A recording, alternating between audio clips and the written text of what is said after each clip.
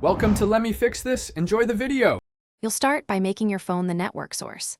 Turn on the mobile hotspot, name it clearly, and set a secure password so the TV can join.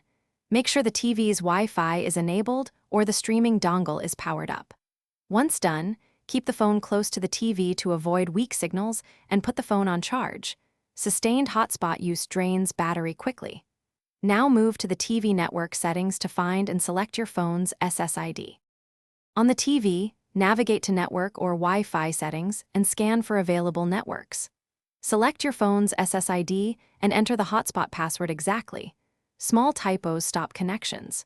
Once the TV shows connected or obtains an IP, test internet by opening a streaming app or browser.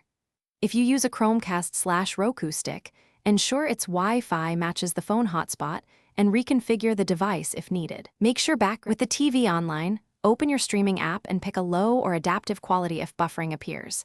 This conserves data and keeps playback smooth. If the TV fails to connect, restart both the phone hotspot and the TV. A quick reboot often resolves DHCP or handshake issues. Also confirms cellular signal strength. Moving the phone a few feet can improve throughput. If problems persist, temporarily disable VPNs or data limits on the phone, then reconnect. That usually fixes block tethering or DNS issues.